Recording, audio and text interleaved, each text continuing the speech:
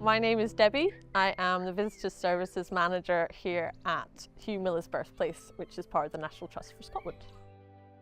Hugh Miller's Birthplace Cottage is located here in Cromarty in the north of Scotland and is the birthplace of Hugh Miller, who was a geologist and writer during the 1800s.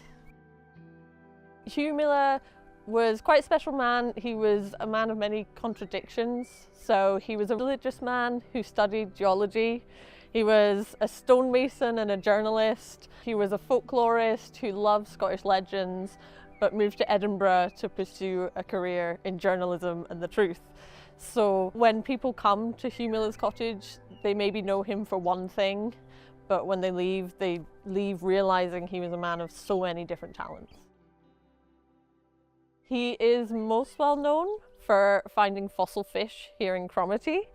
So on the foreshore here, there is a group called the Old Red Sandstone, which he was famous for exploring, and in it are fossils of fish from around 350 million years ago. And because of his finds, people were able to determine that the Earth was millions of years old.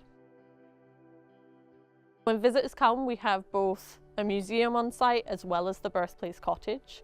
The museum takes you through the whole of Hugh Miller's life, from his early years here in Cromarty, where he lived in the Birthplace Cottage, right through to his work in Edinburgh, and we have some of his renowned collection of fossils on display upstairs as well. In the museum, we have a couple of really important letters. We have one from Charles Darwin.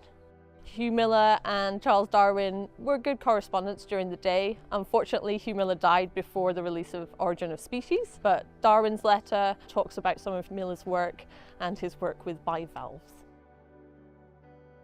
We also have a letter written by Hugh, which is a letter from the Scotch people that he wrote trying to establish the Free Church of Scotland, and this was leading up to the disruption of 1843. We have two lovely garden spaces. We have the Garden of Wonders behind the museum with a beautiful ammonite sculpture.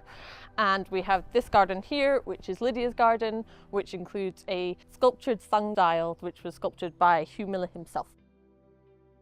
We opened a second-hand bookshop in the cottage, which has been really successful and a wonderful addition to the community here.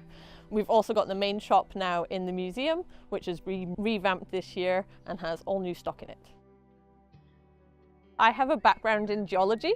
I have a degree in geology from the University of Glasgow. So I love this place because it combines my love of geology as well as my passion for working with the National Trust for Scotland. My name's James. I work with the National Trust for Scotland as a Visitor Services Assistant here at Hugh Miller's Birthplace Cottage and Museum in Cromarty. My favourite thing that we've got here at Hugh Miller's has to be the geological specimens. I joke that I never grew out of my dinosaur phase, always interested in fossils and prehistoric life, and the fossils that we've got here at Hugh Miller's are just spectacular. Be it the ones that he himself collected or the ones we've got in our handling collection, which visitors can get up close and personal with.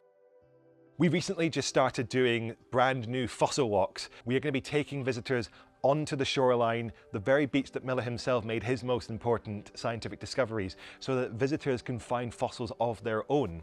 Already, the people we've been taking out on the shoreline have been doing really, really great jobs finding fossils. And what's really wonderful is that there is a very high chance that they are the first human beings to see these extinct animals.